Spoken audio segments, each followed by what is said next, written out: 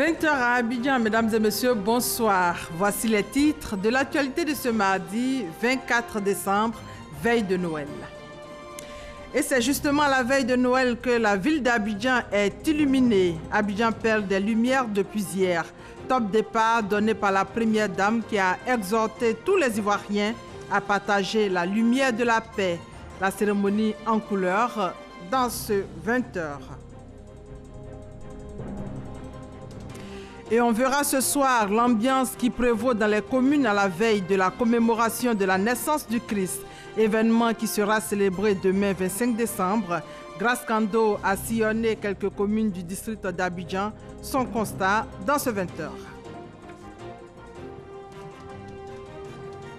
Autre actualité, la desserte en eau potable passe à 95% en 2020.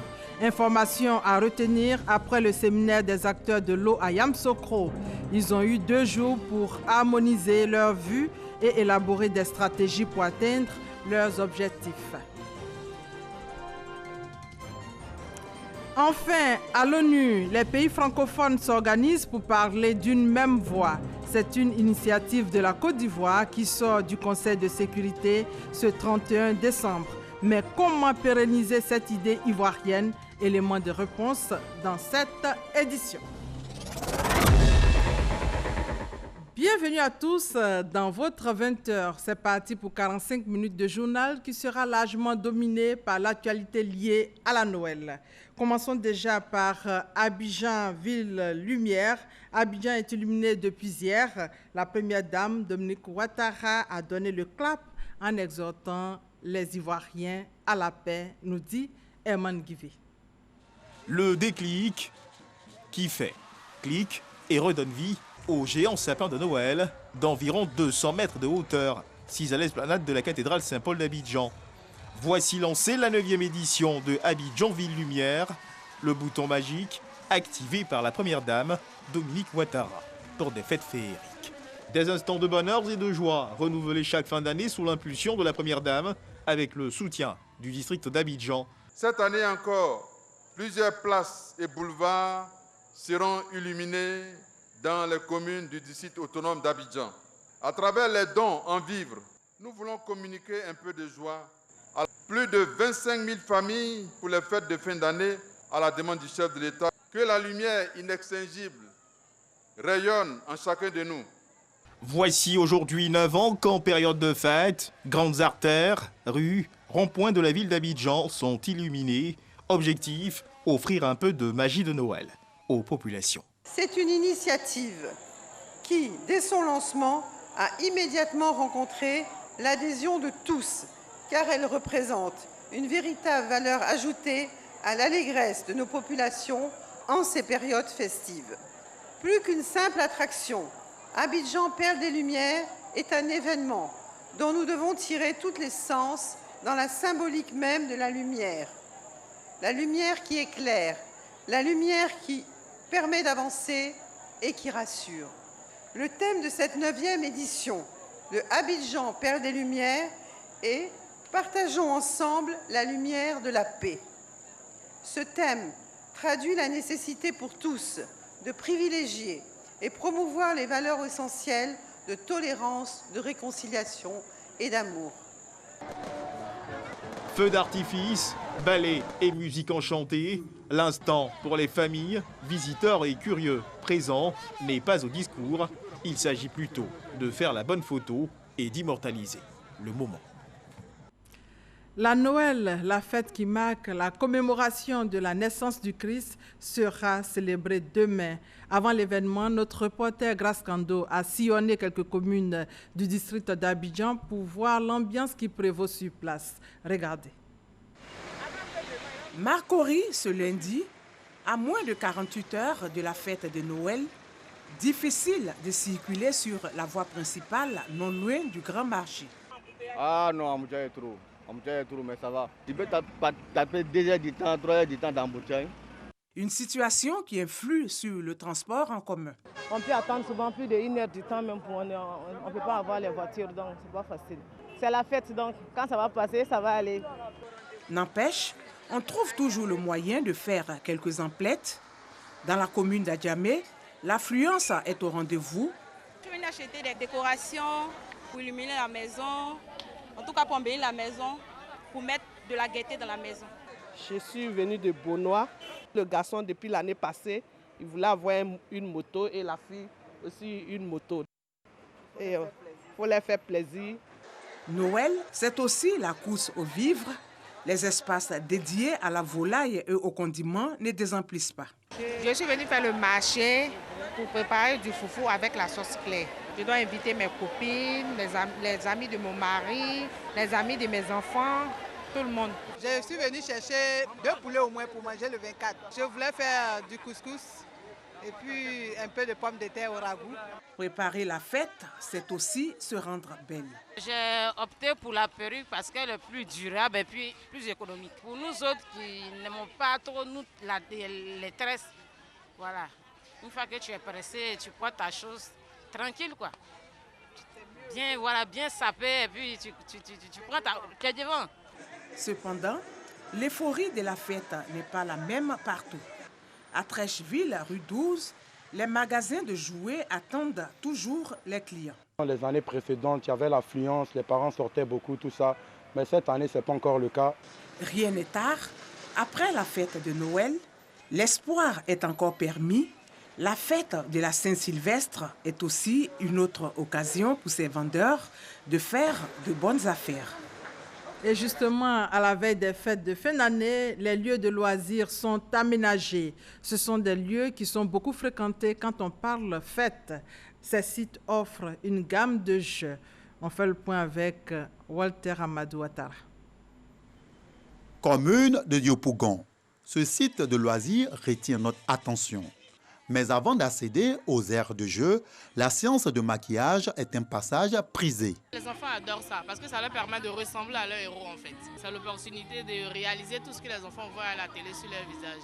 Donc on réalise des dessins de Spider-Man. Lui par exemple, il veut un lion. Donc avec un crayon jaune, on essaie de représenter ce qu'il veut. Vous payez le ticket d'entrée, vous avez droit à tout ce qui est sur l'espace, donc le maquillage aussi. C'est 2000 francs le ticket d'entrée. Les fêtes de fin d'année riment avec loisirs. Et les chefs de famille ne lésignent pas sur les moyens pour faire plaisir à leur progéniture. En plus des bons moments concoctés dans le cadre familial, les sorties occupent une place de choix dans le programme de divertissement. À ce niveau, les lieux de loisirs sont affectionnés.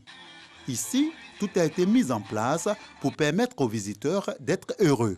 Si on avait 4 enfants, je veux juste que mes enfants s'épanouissent un peu. Quand ça n'existait pas, généralement, on était juste à la maison, puisqu'il n'y avait pas d'endroit. Il faudrait aller jusqu'à nos 2 plateaux, mais c'était un peu difficile pour nous autres. Je sens que mes enfants adorent ça. Ils se sentent bien, mais ils sont bien épanouis. En tout cas, ça me fait plaisir. Je roule de la trottinette et je me balade sur les châteaux gonflables. J'ai joué au jeu de PS4 et aussi au basket, au football aussi. C'est ma première fois que je goûte à ce plaisir. Merci à papa et maman d'avoir pensé à moi. Une gamme de jeux à la fois récréatifs et instructifs pour toutes les bourses. Autre commune, Cocody Riviera 4. Ce parc, dont l'accès est gratuit, offre des services aussi attrayants pour les enfants. Il y a un espace réservé aux 0 à 6 ans. Il y a les balançoires, les toboggans adaptés à leur âge, il y a le parcours du combattant, il y a un terrain de skateboard pour ceux qui veulent faire du skateboard, faire du vélo, il y a un terrain de maracana pour ceux qui veulent faire du football. La première dame tient tellement à la santé et à la sécurité des enfants. Il y a une ambulance qui est en permanence au parc, au cas où un enfant ne souhaite pas. Une équipe médicale de sapeurs-pompiers qui est là aussi pour encadrer les enfants. On est en vacances, c'est les fêtes. Donc voilà, on en profite pour faire un petit tour dans ce très joli parc. C'est une première pour nous, voilà, et on est agréablement surpris. Visiblement, les tout-petits et leurs parents passent une fin d'année heureuse dans la quiétude grâce au site de loisirs. Et justement, pour les enfants, le jeu tourne autour du Père Noël. Les tout-petits ont adressé leurs vœux au Père Noël qui viendra leur remettre des jouets. Ce mythe est entretenu par les parents et mis en œuvre par des personnes dévouées qui campent le rôle du Père Noël.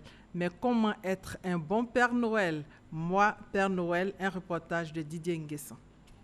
Savadogo, enseignant de formation, est connu sous le surnom de Frotomougou pour ses qualités de conteur. Aujourd'hui, il enfile une autre casquette, celle du Père Noël. Pour être un Père Noël, il faut d'abord aimer les enfants. Alors, en tant qu'enseignant, instituteur, les enfants sont déjà mes enfants. Je suis le papa des enfants. Je suis bien placé pour leur donner des conseils. Un jour, j'étais dans mon quartier et puis je vois 2 enfants qui se battaient et qui a dit « Ouais, t'as ton cadeau là, c'est pas Père Noël qui t'a donné, donc c'est pas bon cadeau, c'est ton papa qui t'a donné. » Et puis ils ont commencé à se battre. Donc pour eux, quand le cadeau vient du Père Noël, c'est un mystère, ça a plus de valeur. Donc vraiment, ces mythes doivent être vraiment exister pour que les enfants se disent qu'il y a quelqu'un qui vient de là-haut, qui vient leur donner des beaux cadeaux. Dans les coulisses, Père Noël se prépare à perpétuer le rituel de la distribution des cadeaux. Dans cette salle chauffée à bloc, il est annoncé comme une star de la musique.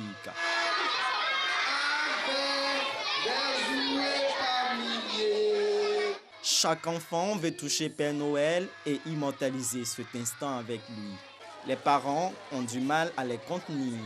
Pendant 1 heure, Père Noël, aidé de ses collaborateurs, distribue plus de 600 jouets aux tout-petits. N'est pas Père Noël qui veut. Le métier est éreintant, mais le vieux barbu a de la réserve. Avec les enfants, on n'est jamais fatigué. Parce que tout ce que je reçois ici, c'est le bonheur. Imaginez si on vous donne 1 tonne de bonheur. Vous êtes que vous êtes fatigué? Non. Donc c'est éreintant, mais on supporte parce que c'est pour le bonheur des enfants que nous sommes là. Je remercie la RTI pour ce cadeau. Je veux dire merci au Père Noël. Je dis merci à la RTI pour ce cadeau. De retour dans sa loge, Père Noël redevient Savadogo. Il retrouvera les salles de classe et ses élèves le 6 janvier 2020 en attendant un autre Noël.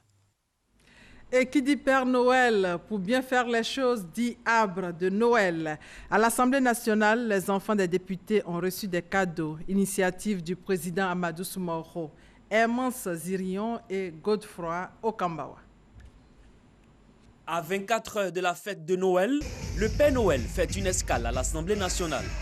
Une invitation du président de cette institution, Amadou Soumaoro, qui, après des années d'interruption, a décidé de renouer avec le traditionnel arbre de Noël. Plus de 500 enfants du personnel ont reçu des présents, moment de bonheur exprimé ici par la petite Ruth Princesse. Merci, le président, de m'avoir donné mon cadeau de Noël. Je suis contente, très contente. Selon Binta Soumaoro, épouse du président de l'Assemblée nationale, cet arbre de Noël est l'occasion de donner du sourire aux enfants et de renforcer la cohésion et la fraternité. C'est toujours une joie d'avoir les enfants heureux.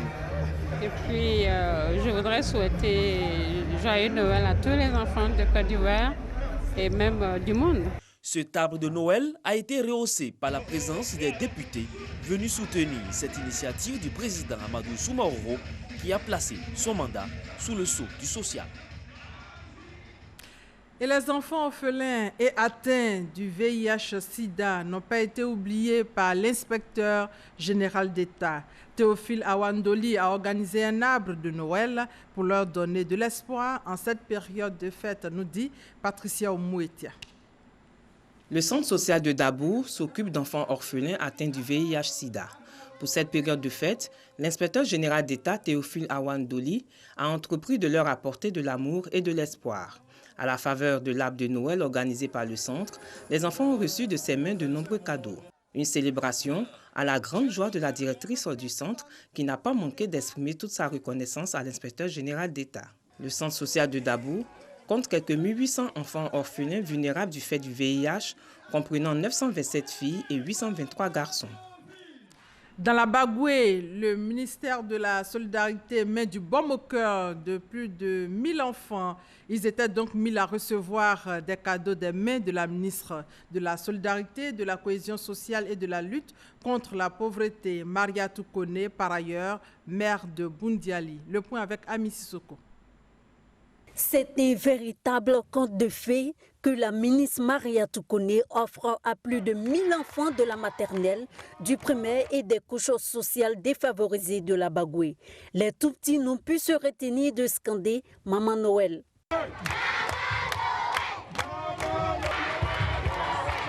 Dans la cour de la mairie, un arbre de Noël, des clowns, de la musique et pour couronner le tout, des cadeaux. Cette commémoration de Noël dénommée Joie de Noël est aussi l'occasion de faire de nombreux heureux parmi les élèves du primaire de la région. Les meilleurs, en majorité des filles, repartent ici avec des vélos, histoire de les encourager. Je suis contente d'avoir un cadeau si beau. Je remercie maman Mariatou de m'avoir donné ce cadeau si beau. Nous, ça nous va droit au cœur parce que vraiment, ça nous fait un moment de dépenses en cette fin d'année. Joie de Noël, qui a sa 3e édition, est née de la collaboration entre la municipalité de Boundiali et le ministère de la Solidarité, de la Cohésion sociale et de la lutte contre la pauvreté. L'opération Joie de Noël n'a d'autre but que d'apporter, comme son nom l'indique, la joie au cœur des enfants, que d'apporter le réconfort de l'État de Côte d'Ivoire aux enfants vivant sur le territoire ivoirien. En principe, Noël, c'est une fête religieuse. Au nom de la cohésion sociale, c'est devenu pour nous une fête nationale. C'est avec beaucoup de plaisir que ces tout-petits prennent part à cette édition de Joie de Noël et les regagnent leur domicile respectif, les bras chargés de cadeaux et des souvenirs plein la tête. Dans le même élan, plus de 2000 enfants défavorisés de la région du Guémont, orphelins ou vivant avec des handicaps, ont reçu la visite du Père Noël à travers l'association Initiative pour le dialogue entre les peuples et la paix. Le compte-rendu de Eve Boué. Djokwe, première édition de Noël pour tous, le rêve des milliers d'enfants. Et justement, on en dénombre plus de 2000. L'amphithéâtre de la mission catholique de Djokwe est plein à craquer. Ces enfants sont principalement issus de milieux défavorisés, sont soit orphelins ou vivent avec un handicap. C'est un arbre de Noël solidaire organisé par l'association I2DP, entendez Initiative pour le dialogue entre les peuples et la paix. C'était important de voir plus de 2000 enfants de toutes les communautés de vivre ensemble. Ils ont montré l'exemple. Ils sont capables de se parler, de jouer, de rire. Ils sont capables de nous aider à consolider la paix ici à Djokwe et dans la région du Guémont. Parents des bénéficiaires et bénéficiaires heureux de l'initiative sont reconnaissants. Je leur dis merci et que chaque année ils pensent en nous. Je suis heureux parce qu'on m'a donné cadeau. Ces festivités ont été marquées entre autres par des messages de paix et de cohésion sociale délivrés par les enfants dans les différentes langues locales des communautés vivant à Djokwe. La première édition de Noël pour tous, le rêve des milliers d'enfants, est parrainée par le Premier ministre Amadou Gon Coulibaly. Et autre sujet ce soir, c'est la 80e promotion des enfants de troupe de l'école militaire préparatoire technique de Bingerville qui se sont présentés au drapeau. Ce sont au total 124 élèves de la classe de 6e, dont 20 venus des pays de la sous-région qui ont reçu des insignes. C'était en présence du chef d'état-major général des armées, Abou Sanogo. Il est d'usage dans les écoles militaires que les élèves qui y entrent soient présentés au drapeau lorsqu'ils sont jugés aptes et capables de se conduire avec droiture au regard des lois et règlements qui régissent le corps de métier des armes. Ce sont 124 élèves de 6e, dont 104 Ivoiriens, et 20 autres venus des pays frères et amis de la sous-région qui viennent d'être présentés au drapeau en présence du général de corps d'armée, Lassina Doumbia, chef d'état-major général des armées, au terme de 3 mois d'initiation à la vie militaire et d'enfants de troupe. Après leur avoir expliqué le sens de cette cérémonie, le lieutenant-colonel Danho Parfait, commandant l'école militaire préparatoire technique de Bingerville, a invité ces nouveaux enfants de troupe dont l'âge varie entre 9 et 12 ans à la discipline, au travail bien fait, au respect des valeurs militaires. Enfants de troupe de la 80e promotion, vous allez bientôt appartenir à une nouvelle famille. Depuis 1939, 6757 élèves vous ont précédé dans cette école. Souvenez-vous, durant votre cursus scolaire et universitaire, tout au long de votre carrière et plus tard quand vous serez rendu à la vie civile, de ce vieil adage qui dit que l'union fait la force. La deuxième instruction est discipline. Vos instructeurs vous ont appris aussi qu'elle fait la force principale des armées et qu'elle se traduit par le respect des règlements militaires et de la hiérarchie. Bien que librement consenti, la discipline doit être scrupuleusement observées. Valeurs militaires matérialisées à travers les insignes que leur ont remis les anciens enfants de troupe de la 45e promotion, ce qui marque leur intégration définitive dans la grande famille des enfants de troupe. Vous êtes intégrés dans une unité constituée de méritants. Respectez les lois et ne fuyons pas la responsabilité. Soyez dignes, car si les guerres étaient d'assurer son statut d'enfant de troupe, il est encore moins d'assurer sa vocation d'homme. Vénérables anciens, le contact que nous avons eu avec vous prouve que la communauté à laquelle nous allons appartenir nous portera bonheur. Sans vous, cette tâche nous sera difficile. C'est pourquoi nous sollicitons votre aide à notre intégration. Mouvements gymniques, démonstrations d'arts martiaux ont été exécutés devant parents et amis, heureux de voir leurs enfants pleins de savoir-faire. C'est aux ordres du capitaine Milège Antoine, commandant la division de l'instruction militaire, que les enfants de troupes de la 80e promotion ont exécuté leur premier défilé militaire. Et on en vient à ce communiqué de l'Assemblée nationale et nous vous proposons cet extrait du journal de 13h. Regardez. Communiqué de l'Assemblée nationale. Monsieur le Président de l'Assemblée nationale a été saisi d'un courrier de Monsieur le procureur de la République près le tribunal de première instance d'Abidjan, l'informant de l'ouverture d'une information judiciaire contre certains de nos compatriotes, dont des députés, pour atteinte à la sûreté de l'État et de détournement de deniers publics. Vu la gravité des faits et en raison de la flagrance de ceux-ci, une réunion d'urgence du bureau de l'Assemblée nationale s'est tenue et a pris acte de cette information qui ne saurait laisser indifférente l'institution parlementaire. Le bureau de l'Assemblée nationale, qui décide de rester saisi de la question, s'élève contre toute tentative subversive à un moment où nos populations voudraient, en toute quiétude, préparer les festivités de fin d'année et aborder l'année 2020 dans la plus grande sérénité. Fait à Abidjan, le 23 décembre 2019, pour le bureau de l'Assemblée nationale, le président Amadou Soumaoro. Les pays africains siégeant au Conseil de sécurité de l'ONU s'organisent pour parler d'une même voix. C'est une initiative de la Côte d'Ivoire qui sort du Conseil de sécurité ce 31 décembre. Mais comment pérenniser cette idée ivoirienne? Les ambassadeurs francophones représentés à l'ONU ont examiné la question dans ce reportage de Michel Digré. On a trouvé curieux, je dirais même anormal, que la francophonie n'est pas un cadre de concertation au sein du Conseil de sécurité. Pour la Côte d'Ivoire, il fallait rectifier le tir avant la fin de son mandat au Conseil de sécurité. L'utilité d'une telle plateforme où les pays francophones qui ont la langue française en partage puissent bénéficier de ce crédit, de cette arme, de cet avantage pour communiquer et se concerter sur les questions inscrites à l'agenda du Conseil de sécurité. Le ministre des Affaires étrangères de Côte d'Ivoire veut faire bouger les lignes de la création de cette plateforme.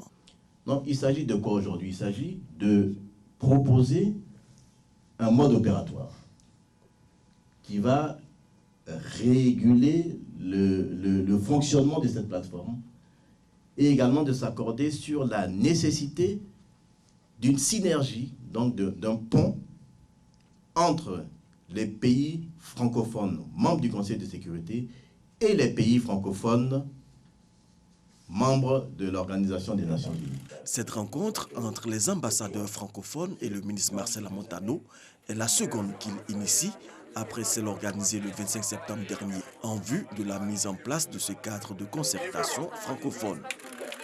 Ici en Côte d'Ivoire, dans le domaine de l'hydraulique, les acteurs de l'eau étaient en séminaire à Yamoussoukro. Ils ont eu 2 jours pour harmoniser leurs vues et élaborer des stratégies pour l'atteinte des objectifs de leur secteur, à savoir notamment fournir à 95 ménages sur 100 de l'eau potable en 2020. Les détails avec Léon Brou. 48 heures d'échanges et de réflexion sous la houlette de la tutelle et les acteurs de l'eau peuvent s'assurer des voies et moyens pour l'atteinte des objectifs de leur secteur 95 sur 100 ménages ont accès à l'eau potable en 2020. De 2011 jusqu'à aujourd'hui, nous sommes passés à 80%. Et le président veut qu'on soit à 95% en 2020. Nous avons développé des stratégies qui, mises en œuvre jusqu'en 2020, on devait pouvoir atteindre l'objectif qui nous a été fixé par le président de la République. C'est qu'en 2020, 4 grandes questions seront réglées, notamment la faible production des forages des grandes villes, l'insuffisance des réseaux de distribution d'eau en Abidjan et en zone rurale, l'équipement des chefs-lieux de sous-préfecture et des localités de plus de 4000 âmes en infrastructure d'hydraulique. Ici, 14 nouveaux projets à réaliser à côté de la réhabilitation en cours des 21 000 pompes à motricité humaine. 500 pompes par mois. Les efforts sont en train d'être faits de telle sorte qu'en fin juin, début juillet 2020, nous puissions véritablement terminer la réparation et le remplacement des pompes. Nous allons prendre 2 ans pour faire un suivi pour que durant les 3 ans, l'eau ne vient pas à manquer dans le milieu rural. Cette opération dénommée Eau pour tous, un volet du programme social du gouvernement, fait partie des 86 projets déjà en cours. La finalité, 10 stations de traitement d'eau potable d'une capacité globale de plus de 347 000 m3 par jour, 1172 km de canalisation, 33 réservoirs de stockage d'eau d'environ 50 000 m3. Au total, 100 projets pour plus de 1200 milliards de francs CFA, dont les stratégies de mobilisation ont été élaborées à ce séminaire bilan. En bref, demain mercredi 25 décembre, jour de la fête de Noël, est déclaré jour férié, chômé et payé sur toute l'étendue du territoire national, communiqué du ministère de l'Emploi et de la Protection sociale.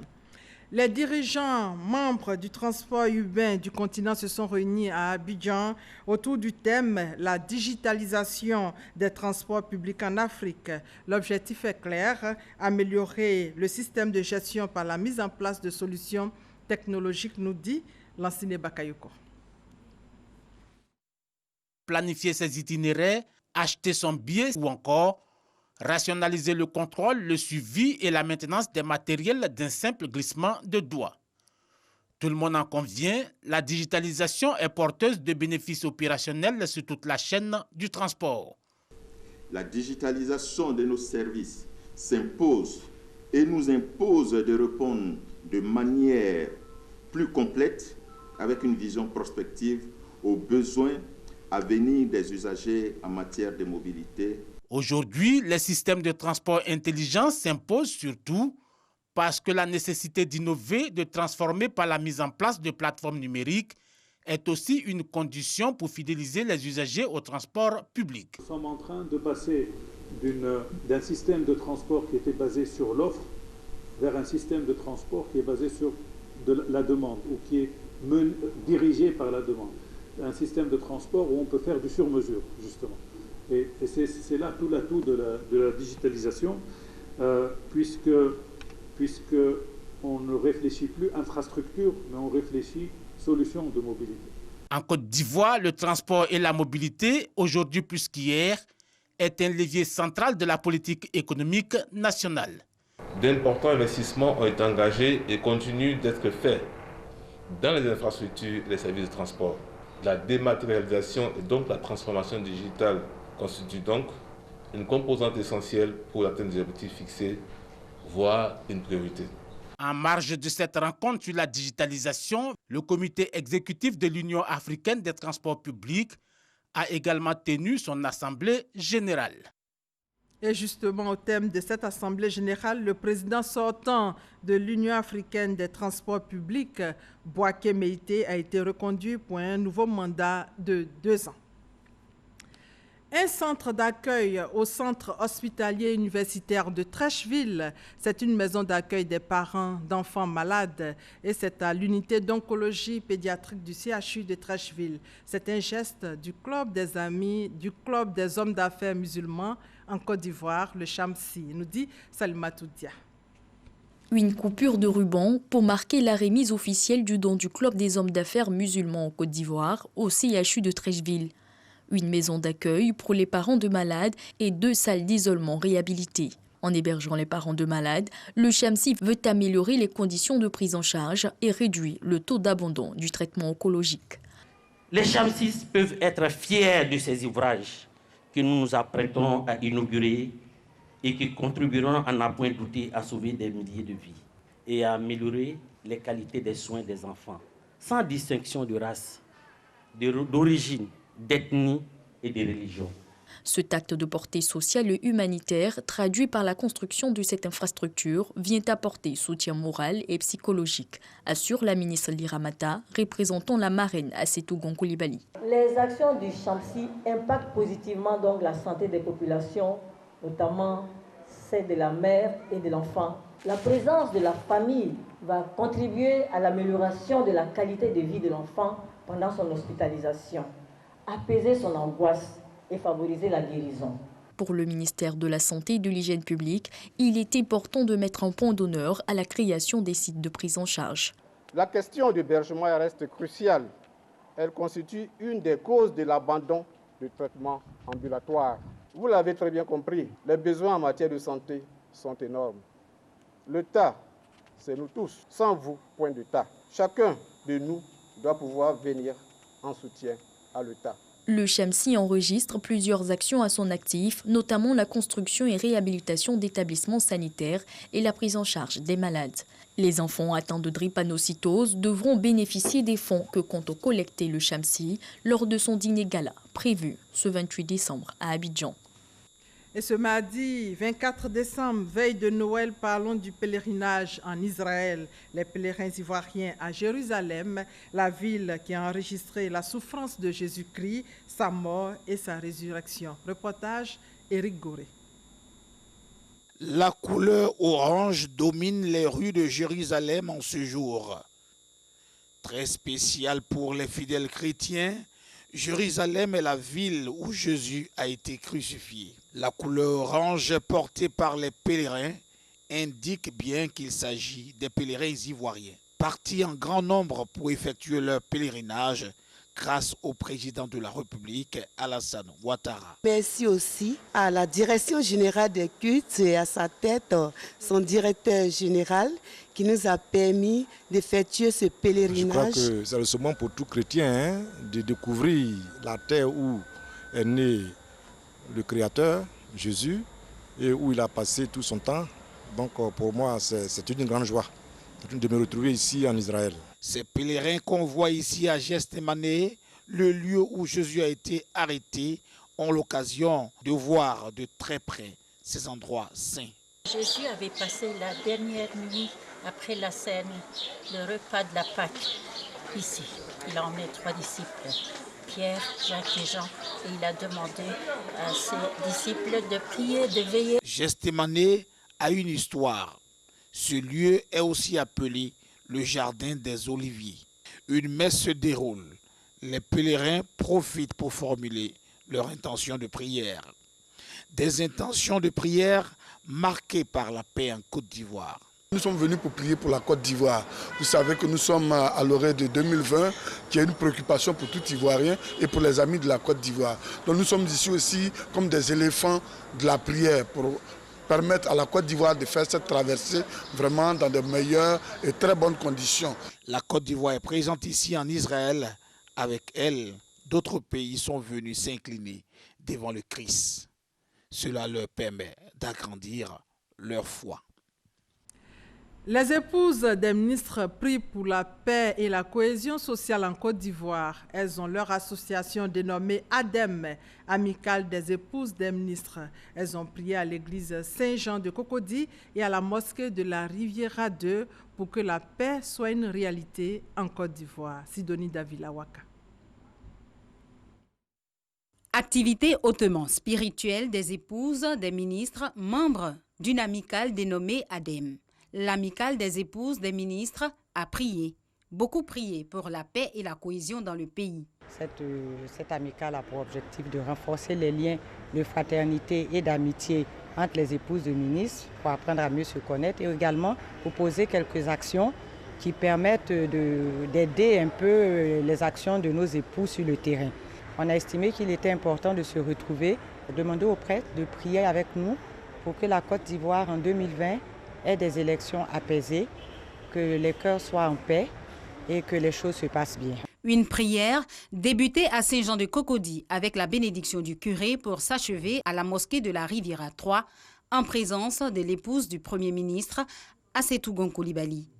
Après la lecture coranique, plusieurs prières et bénédictions pour ces femmes. L'imam les a exhortées à perpétuer leurs actions en faveur de la paix. Leur association, ADEM, revendique une trentaine de membres. À l'orée 2020, ces femmes ont formulé des vœux. Nous avons demandé cette prière pour consolider la paix. Sans Dieu, rien n'est possible. Avec lui, tout est possible. Et son deuxième nom, c'est la paix. Donc nous avons trouvé bon qu'il faut aller trouver Dieu dans sa maison pour implorer sa miséricorde et son pardon.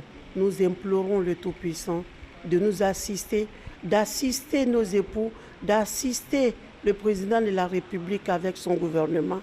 La cérémonie de prière de l'amicale des épouses des ministres ADEM à Saint-Jean et à la mosquée de la Riviera 3 s'est achevée par des dons en nature et en numéraire. En politique, le parti leader, membre du RHDP, forme ses militants aux nouvelles technologies. Il s'est agi de les mettre au niveau du e-militant, comme souhaité par les responsables du RHDP leader. Le point avec Ahmed Traoré et Walter Amadou. À quelques mois des échéances électorales, le parti leader s'active pour la victoire du RHDP. Il initie un séminaire de formation pour renforcer la capacité de ses militants. Session de formation liée à l'utilisation de l'outil informatique. Selon le président du parti, cette initiative vise à contribuer au quota que veut atteindre le RHDP pour sa victoire en 2020. La direction exécutive nous a instruit d'occuper le terrain, nous a instruit sur les 3-4 mois à venir d'atteindre un objectif de 4 millions de militants dans notre base de données avant d'aller aux élections présidentielles 2020. Et comme nous savons que la rampe de lancement de tout parti politique sérieux est les structures spécialisées, c'est pourquoi aujourd'hui nous avons organisé ce séminaire pour que nous puissions venir à notre tour instruire les femmes qui constituent un maillon essentiel dans la sensibilité politique leader au sein du RHDP, pareil pour les jeunes et les enseignants, afin, n'est-ce pas, de leur faire part, n'est-ce pas, des différentes stratégies qui nous ont été enseignées par la direction exécutive pour que ces 4 millions de militants recherchés puissent, n'est-ce pas, être atteints. Une initiative jugée opportune par les participants. Le parti leader compte investir le terrain pour contribuer à l'implantation du RHDP. Nous allons maintenant nous intéresser à cette sortie détente des journalistes de la RTI, toujours occupés à écrire un article. Ce n'est pas tout, il y a la production et la réalisation. Et c'est comme ça tous les jours, en clair, 7 jours sur 7. Quand on leur a permis de sortir un peu, d'aller sur les côtes balnéaires, regardez ce que ça donne dans cet élément de Stéphane Loboué et Franck Quadio. Une traversée du plan d'eau lagunaire. La découverte d'un pan de l'histoire de la ville d'Abidjan avec notamment le cimetière des bateaux, l'historique de la construction du pont Félix Houphouët-Boigny. Cette journée de loisirs, initiée par la direction des journaux de l'information de la RTI, commence sous une brise marine et une journée ensoleillée. Le catamaran Nelson Mandela de la compagnie Citrans du groupe Aqualine glisse sur les eaux abidjanaises avec à son bord une centaine d'hommes et de femmes de médias en direction de l'île Boulé, une destination touristique très prisée en Côte d'Ivoire. Je pense que les Abidjanais gagneraient à connaître leur ville. Si vous faites une balade lagunaire, vous verrez un peu une autre face d'Abidjan. Et ça, nous le faisons pratiquement chaque semaine. Vous avez donc la possibilité de voir les différentes îles autour d'Abidjan. Vous pouvez aller à la baie des Milliardaires, à l'île Boulé, tourner au niveau de l'île aux Serpents. Voilà des choses que les Abidjanais peuvent découvrir. À bord, c'est une ambiance détendue et festive pour une journée où micros et caméras sont rangés au placard. Cette balade lagunaire nous permet de nous ressourcer, de nous évader, de faire un peu preuve d'insouciance pour nous permettre d'avoir des forces et puis attaquer le travail dans de meilleures conditions. C'est vraiment une belle initiative, ça nous permet de nous détendre, de déstresser après combien de mois, combien d'années au service. Je suis comblée. J'ai 32 ans de service à la RTI. Je suis pratiquement à la fin du service et ça me fait un très grand cadeau. Pour occuper le fauteuil d'invité spécial, les journalistes de la rédaction ont choisi un des leurs, Noël Gnagno, chef du canton Pakolo. Nous remercions les journalistes de la rédaction pour nous avoir invités au cours de cette balade lagunaire.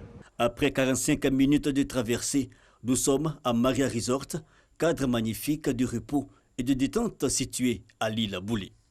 Ici, on fait 4 spécialités, africain, oriental, indien, européen. Et puis, notre prix là, c'est trop raisonnable. C'est un site, c'est un cadre, il peut avoir une capacité de 500 personnes. Pendant ce temps, une séance fitness pour joindre l'utile à l'agréable.